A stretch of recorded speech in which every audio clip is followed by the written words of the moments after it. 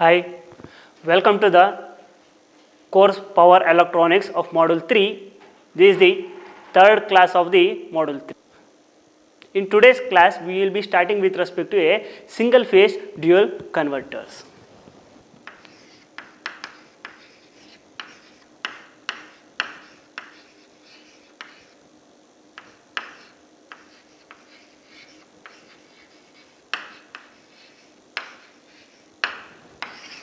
We already know with respect to phase, that is phase is nothing but angle.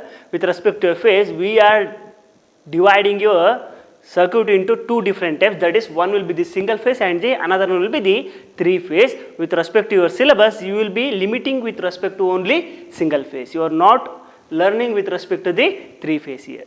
And with respect to converter, see, with respect to converter, I already said in the first class of your introduction, that is with respect to converter, you will be having three different types. The first one will be the semi converter, and the second one will be the full converter, and the third one will be the dual converter. What is the difference between these three things means? The first one, that is semiconductor. The semiconductor means it will be having only one polarity with respect to voltage and a current, where it will lies with respect to only one quadrant, where the both voltage and current will be positive, that will be lying in the first quadrant of your circuit. And with respect to second one will be the full converter, where the full converter will be lying with respect to first quadrant and a second quadrant. That means it will be having a voltage and current, but here the one will be laying with respect to positive as well as negative, and another will be having with respect to only one polarity. So that defines your full converter will be operating with respect to two quadrant. And what is this dual converter? The name only saying it is a dual. Dual means it is a two. That means you need to combine two full converter to operate as a dual converter. That means with respect to full converter, it will be operating with respect to two quadrant. When you are combining the two full converter means the two quadrant plus two quadrant, the both will be operating first and second quadrant. But for to operate with respect to dual converter, that means it has to operate with respect to third quadrant and a fourth quadrant. For that reason, I will be keeping the one full converter in a normal position and another full converter will be reflecting it with respect to polarity. So the combination of this one converter, that is one full converter and another one full converter, which is placed in the reverse direction, that make your circuit to operate in all the fourth quadrant, that is quadrant 1, quadrant 2, quadrant 3 and quadrant 4. Let's see this circuit, how the circuit will be writing with respect to your single phase dual converter. See, I already said with respect to single phase dual converter, I have to use a full converter. I will be using a full converter, where your full converter will be having a 4 thyristors.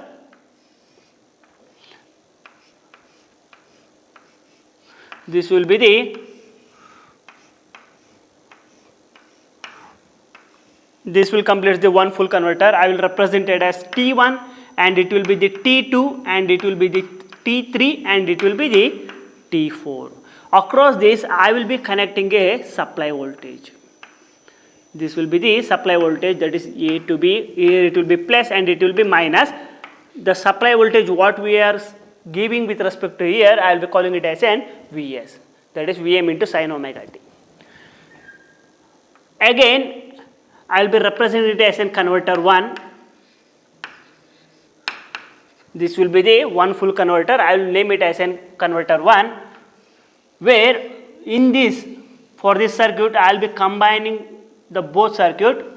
The another one circuit that is laying in a reverse directions, where in this case also I have to suppose to use an 4 thyristors.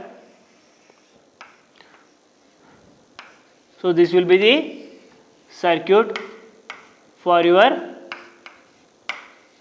another converter.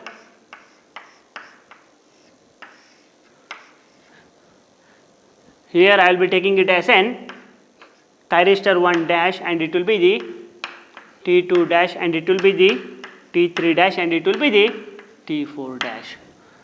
So again in this case I will be connecting a power supply across this particular thyristors. I will be representing A plus B, here it will be plus and it will be minus supply voltage, and I will be calling it as an converter 2. This will be the converter 2. In middle of this 2 converter I will be connecting a load. This will be the load where it will be combining with respect to both the converter, that is converter 1 and a converter 2. Across this particular, see, with respect to converter 1 I will be reading a voltage. This voltage is nothing but a output voltage, where I will be calling it as an V01. This 1 will be representing with respect to converter 1 here. Similarly, in a similar fashion, I will be recording a output voltage across this particular converter 2. That output voltage will be called as an output voltage V02. So this will be the converter 2 output voltage. I will be having a 2 output voltage, that is V01 with respect to converter 1, V02 with respect to converter 2. So what is the total? I need to find out the total output voltage, where the total output voltage will be combination of these 2 output voltage. I will be reading the output voltage across this particular load, where it will be the combination of both converter and converter 2 output voltage. So this completes the circuit for your single phase dual converter. But with respect to current, here I will be having a circulating current, where this circulating current should be limited with respect to some reactor. For that reason I will be connecting the inductance with respect to this circuit. So this will be the inductance which I am connecting with respect to converter 1 and a converter 2. This inductance will be called as an LR suffix 2, L suffix R divided by 2. That means it will be specifying the reactor inductance. So whatever the current that will be flowing with respect to this condition, this will be called as an circulating inductor current. Next I will be writing the operate, that is quadrant of operation with respect to single phase dual converter, where it will be operating with respect to all the 4 quadrant. This is current I0, this will be the V0, so it will be IDC, so this will be the VDC, this will be the minus IDC, and this will be the minus VDC. So this will be representing the first quadrant, where in the first quadrant the current will be positive and the voltage will be positive. When come to the second quadrant, if you see here, the voltage will be positive but the current will be negative in this case, where in the third quadrant the voltage will be negative as well as your current will be negative, where in the fourth quadrant the voltage will be negative but the current will be positive, where this circuit will be operating with respect to this whole quadrant. So this is the quadrant representation with respect to your single phase dual converter. Next I will be going with respect to representing the waveform with respect to your single phase dual converter. See, if you consider the waveform, what are all the things you will be measuring with respect to waveforms? Means I will be having a input, where I will be supplying a input voltage with respect to my circuit. So that will be considered as an here with respect to time omega t. So this will be considered as an supply voltage, that is input voltage what I will be supplying with respect to input, that will be called as an supply voltage, where this supply voltage will be an Vm into sin omega t. Here this particular peak value of the voltage will be considered as an V suffix m. This will be the maximum voltage with respect to your supply voltage. Based on this particular thing, I will be writing an, first thing with respect to the circuit, I will be measuring the output voltage of the converter 1, and the second one will be the output voltage with respect to this converter 2, and the third one will be the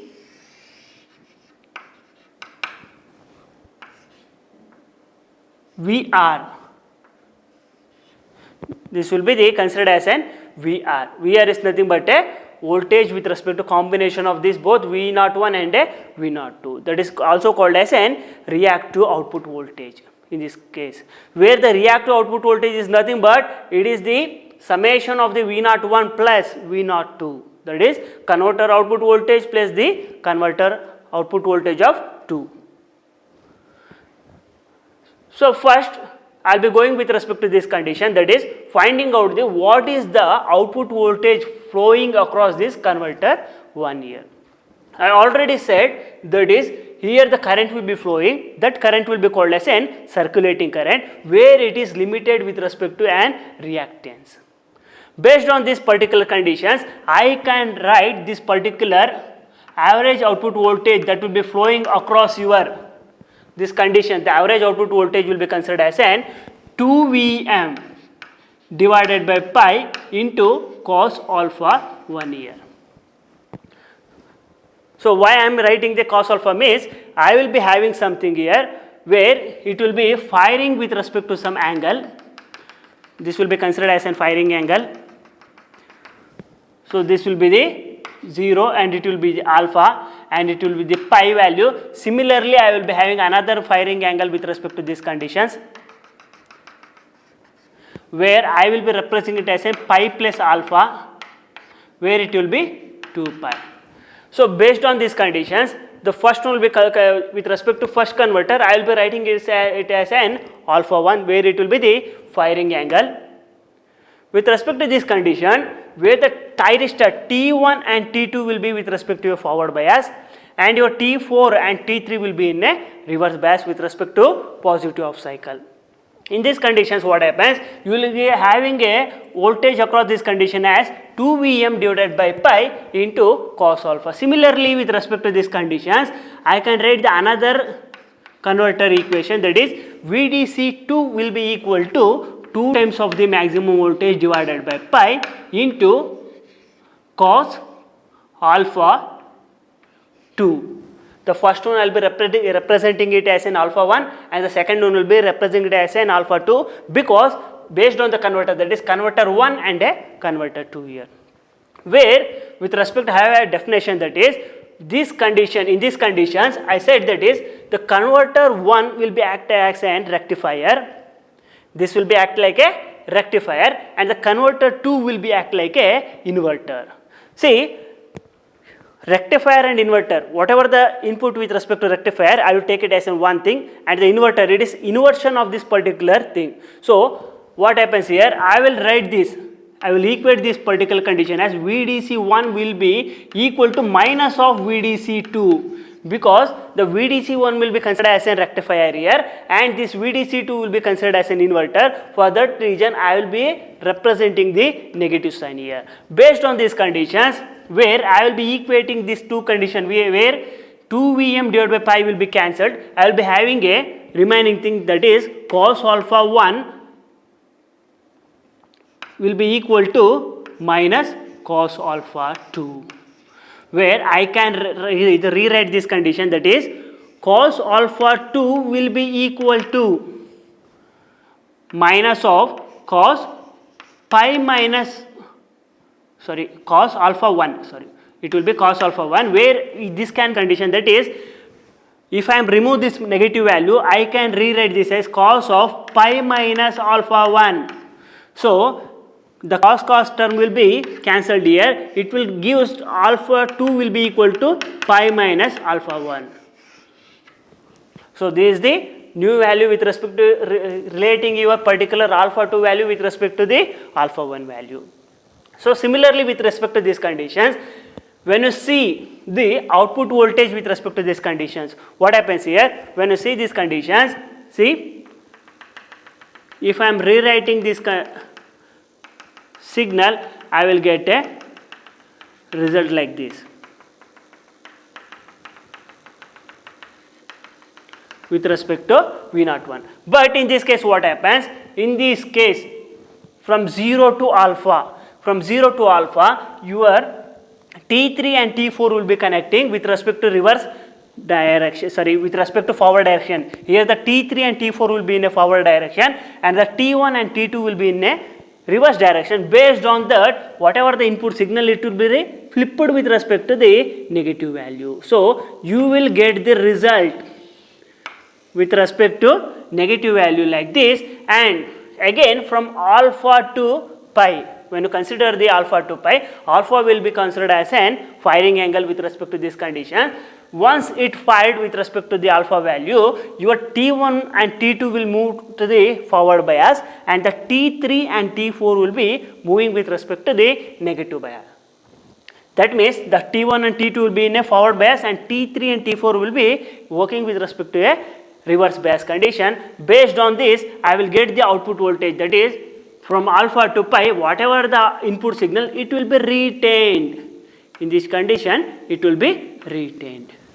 So this is with respect to the one cycle, that is 0 to pi. Again I will be reading with respect to the pi to pi plus alpha. See here, when you check with respect to the pi to pi plus alpha, what happens here? Again pi to pi plus alpha, that is in this case again it will be T1 and T2 will be with respect to the forward bias. So whatever the signal, it will be retained here also. It will be retained with respect to pi plus pi alpha. Again plus pi plus alpha to 2 pi. What happens here? The T3 and T4 will be moved to the forward bias and T1 and T2 will be changes from forward bias to the reverse bias, and in that conditions it will get flipped to the reverse directions. Spontaneously it will be split with respect to the reverse direction and the current will be, sorry, the voltage will be, whatever it will be, flipped with respect to the positive cycle here. So in this condition, this is with respect to the converter 1, where in this case it will be minus Vm into sin omega t, where it will be plus Vm into sin omega t. So similarly, if you consider with respect to the output converter of the second converter, output voltage of the second converter, what happens here? In a similar fashion, I will be get a, in these conditions I will be having thyristor, 4 thyristor, T1 dash, T2 dash, T3 dash and a T4 dash. Based on this, I will get a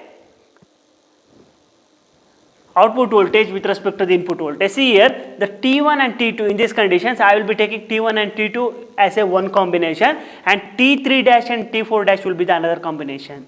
So in the first case, what happens? 0 to,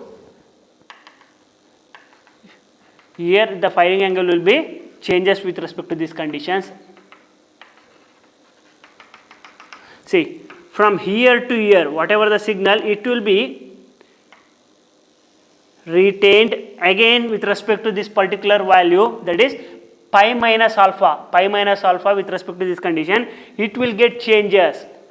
It will get changes with respect to these conditions. Again, the cycle will be repeated.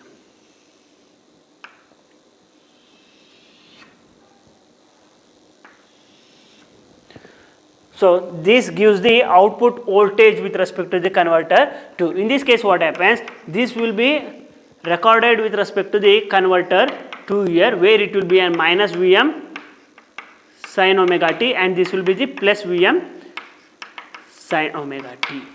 So similarly, if you consider the voltage with respect to V01 and V02, what happens here? The both voltage, I will be combining with respect to the both voltage. If you consider this voltage, I will get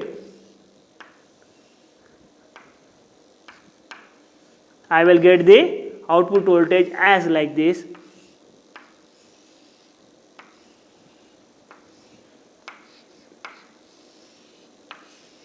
So this will be the complete output voltage with respect to the converter 1 and a converter 2 for my single phase dual converter. So if you want to find out the circulating current, where to find out the circulating current, I need to take the voltage, where with respect to this circuit I will be having a two instantaneous voltage, that is V01 and a V02, where the difference of this instantaneous voltage gives a what is the circulating current with respect to this condition. That means if you consider this condition, the circulating current can be find out with respect to equation, that is pi minus alpha 1 to omega t. Based on these conditions, I will be writing pi minus alpha 1 to omega t. I will be writing whatever the complete voltage with respect to the combination is nothing but V01 and V02 will be resulting with respect to V suffix r. In these conditions, I will be writing VR of d omega t. I already know that is this particular value pi minus alpha 1 to omega t, where this VR is nothing but an V01 plus V02. In this condition, VR is nothing but V01 plus V02. In this case, I will be substituting the values V02, what is this V01 and this what is this V02, I will be substituting that value, where it will be, I will be having it that is V01 is nothing but Vm into sin omega t. I will take the Vm as a common value here, that is Vm divided by omega Lr, where I will be integrating. In this integration, I will be taking that is the complete cycle. I will be taking with respect to a complete cycle. For that reason, I can write this as and rewrite this as 2 pi minus alpha 1 to omega t into sin omega t into d omega t minus integration of 2 pi minus alpha 1 minus of sin omega t into d omega t. So this will be the equation after substituting with respect to V01 and V02. After integrating this equation, I will get 2 Vm divided by omega Lr into cos alpha 1 minus cos omega t. This is the final equation for my circulating current here. So what happens here, in this condition, these equations will be having a two terms. When the circulating current is greater than 0 value, your circulating current should be greater than 0 value. That means your circulating current is positive, means this particular alpha value should be vary with respect to 0 to pi by 2. If it is a negative value, if your circulating current is negative value, means this particular alpha value can be varied from pi by 2 to pi value. Based on this circulating value, that is based on this particular alpha value, you can decide whether your circulating current will be a positive or laying with respect to a positive value, or it will be laying with respect to a negative value. So this completes the explanation with respect to single phase dual converter. Next, we will be solving a problem with respect to an single phase dual converter. Based on the single phase dual converter, I will be solving one problem. The problem statement is like that: the single phase dual converters is operated from a 120 volt. The operated 120 volt is nothing but the supply voltage. The supply voltage is written as 120 volt and 60 hertz supply, that is 60 hertz is nothing but a frequency 60 hertz, where this 60 hertz is not a standard frequency in our India, where the 60 hertz is frequency standard with respect to US. And the load resistance is, they have written the load resistance R will be equal to 10 ohm. The circulating inductance is, they have given the circulating index, that is LR is equal to 40 millihenry, and they have also given the delay angles, the two delay angles, that one alpha 1 and another will be the alpha 2. Alpha 1 will be an 60 degree and alpha 2 will be an 120 degree. Calculate the peak circulating current and the peak current of converter 1. See, in this case, the first one will be the calculate the peak circulating current. The peak circulating current is nothing but IR of max, that is maximum circulating current. I need to find out. I will put a question mark with respect to maximum circulating current, and another will be the peak current of the converter 1. The peak current of the converter is nothing but IP of converter 1. These two are the unknown values. I need to find out these two values based on the given input here. So I know that is omega will be equal to 2 pi f, where this 2 pi, I have the frequency is given is 60 Hertz. After solving this, I will get omega will be equal to 377 radian per second. So this will be the omega value. After finding the omega value, I will be finding the maximum voltage, where it will be the root 2 into Vs. Root 2 into the Vs they have given, that is supply voltage is 120. I will get the new voltage with respect to this, that is root 2 is nothing but 1.71 into 120. I will get it as 169.71 volt. So this will be the voltage. I got omega and I got the V suffix m. Finally, I need to find out the values of a IR max. IR max is nothing but this maximum circulating current. I have an equation to find out the maximum circulating current. The maximum circulating current equation will be given as 2 times of Vm divided by omega into Lr into 1 minus cos of alpha 1. Here this 2 value Vm, I know the Vm value, that is 169.71, and again the omega value I know the omega value as 377 radian per second, and they have given the Lr value. The Lr value is nothing but 40 millihenry. This is nothing but a circulating inductance value.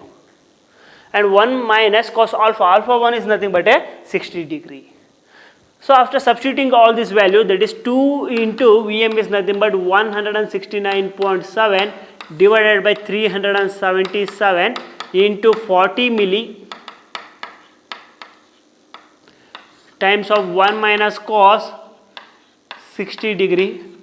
After solving this, I will get the maximum circulating current as 11.25 ampere. So this will be the maximum circulating current with respect to this problem. Next, I need to find out the peak current for your converter 1. So to find out the peak current is given by IP will be equal to maximum voltage divided by the resistance. Here I will be having a resistance, this will be the load resistance. The maximum voltage divided by the load resistance. The maximum voltage is given as 169.7 divided by 10.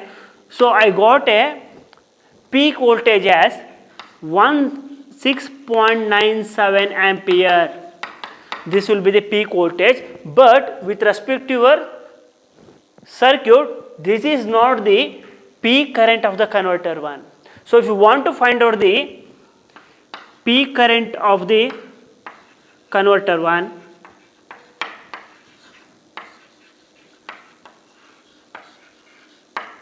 so to find out the peak current of a converter 1, I will be adding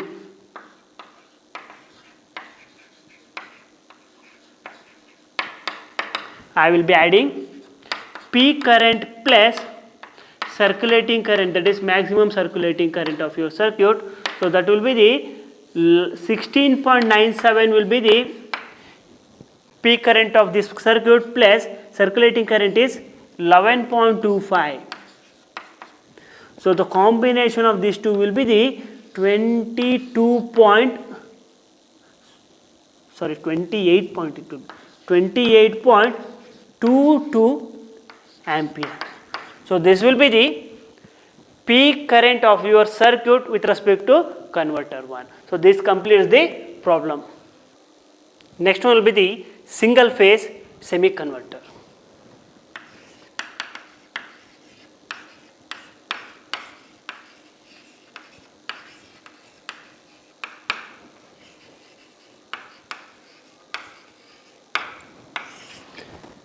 Here in this it is a semi converter where it will be operating with respect to only one quadrant, that is the first quadrant. If you consider this case single phase semi converter with respect to RL load, in this case I will be connecting a resistive inductance load here. Based on this circuit, I will be having a connectivity where I will be connecting two thyristors with respect to this circuit and another two diodes.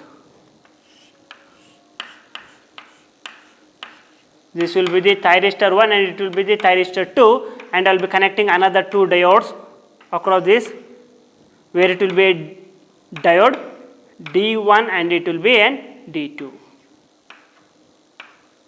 So this will be the diode D1 and it will be the diode D2, where for this circuit I will be connecting a supply voltage, not directly, but it will be connected with respect to an transformer.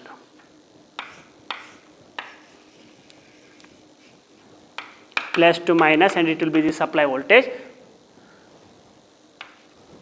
Across this particular thyristor, that is thyristor and a diode, I will be connecting another one freewheeling diode. This will be the freewheeling diode.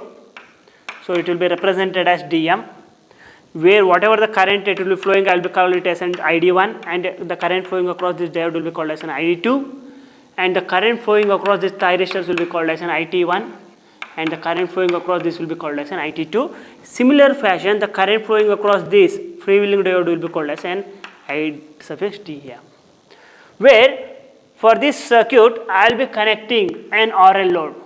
See, this will be the inductance. So first I will write a resistance and it will be the inductance. Across this I will be connecting one battery, so it will be an RL.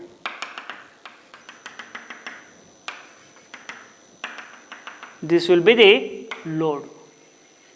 So this gives the circuit diagram for my single phase semi converter here.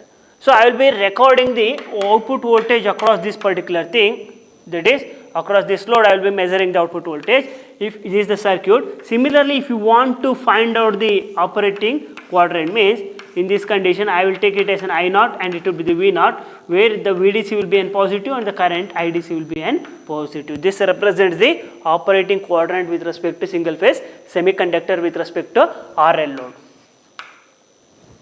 So next I will go with respect to representing the waveform. See, if I want to representing it as a waveform,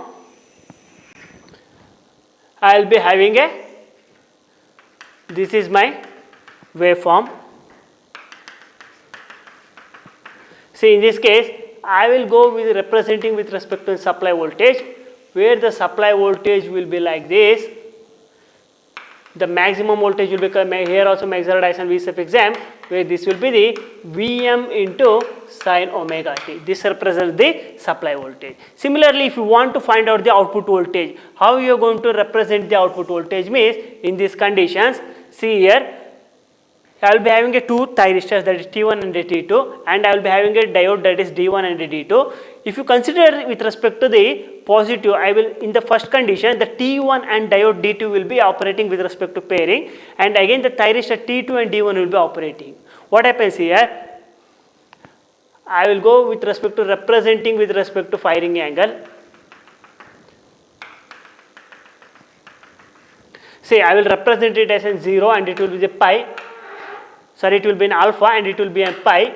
This will be considered as a pi plus alpha and it will be an 2 pi.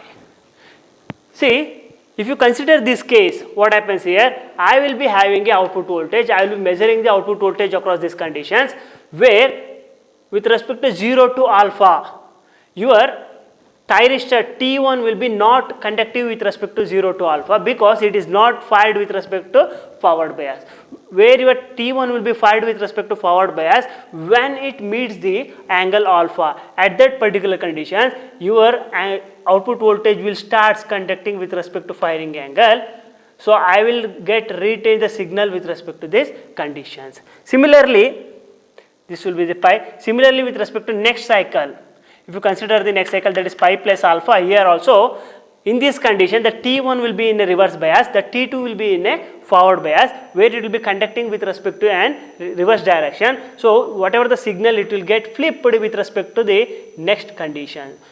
So based on this condition, if you consider the first cycle 0 to that is 0 to pi angle here, it will conduct only with respect to alpha to pi based on the firing angle with respect to T1 and another diode D2. And again with respect to the next that is pi to p 2 pi, where it will start conducting with respect to thyristor T2 and with respect to diode D1. So it gives the output voltage with respect to this condition. Similarly, if you want to find out the current here, what happens? First I will mention the current with respect to an IT1. The IT1 is nothing but whatever the current flowing across the thyristor T1. So this is the current flowing across the thyristor T1. Here the thyristors will never conduct with respect to this condition here. So similarly, if I want to find out the current at the thyristor T2, here what happens? Your thyristors will be conducting with respect to these conditions here. And again, if you want to find out the current at the diode D1, what happens here? The diode will be conducting with respect to here, with respect to next cycle. Again, if you want to find out the current at the diode D2, what happens? It starts conducting with respect to positive cycle. And finally, if you want to find out the supply voltage with respect to this condition, the supply voltage is nothing but it will start conducting with respect to your signal. So it will be represented as positive and the negative will be written as given with respect to the input. And if you want to find out the output current, see, the output current will be maximum, always it will be maximum. And finally, if you want to find out the,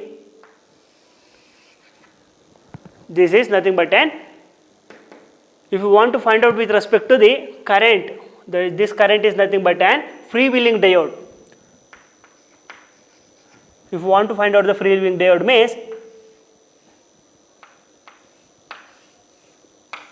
this is the freewheeling diode, because if you consider in this case, same here, your freewheeling diode will be conducting with respect to forward bias from 0 to alpha, where all your thyristor T1 and T2 will be not conducting with respect to 0 to alpha. Once it reaches the alpha value, your thyristor will be in a, thyristor 1 will be in a firing and it will start conducting. That means that T1 will become a forward bias and the D2 will start conducting with respect to T1.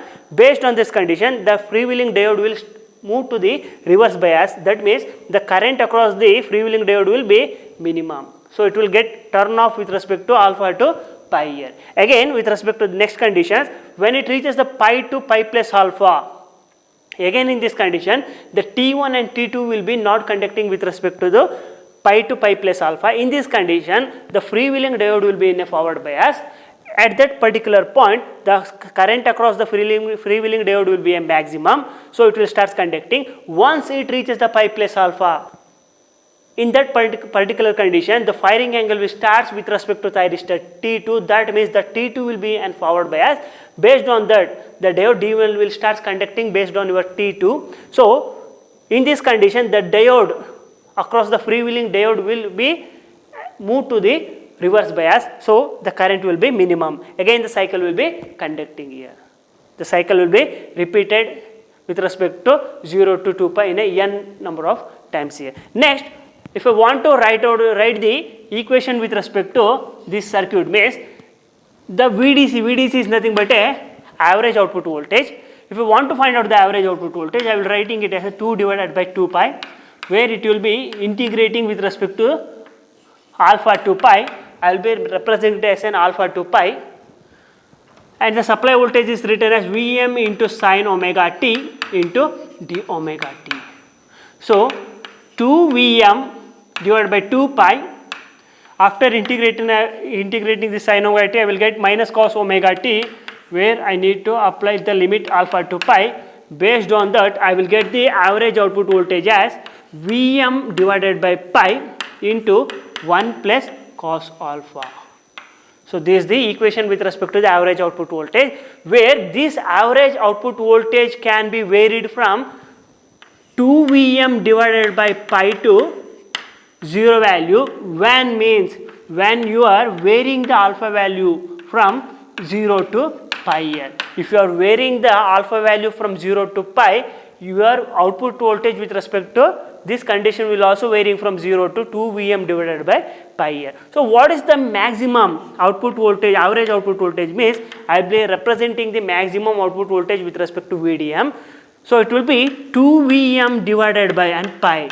So similarly, if you want to find out the normalized output voltage, the normalized output voltage is nothing but an maximum output voltage, it is the ratio of the average output voltage divided by the maximum output voltage. So you will get the equation as 0.5 times of the 1 plus cos alpha. This is the normalized output voltage. Next, if you want to find out the RMS output voltage of this particular circuit, means I will be applying the RMS equation where it will be 2 divided by 2 pi integrating with respect to alpha to pi, and I will be having input, that is Vm square into sin square omega t into d omega t whole to the power of 1 by 2, where I will be applying a square root for this whole conditions.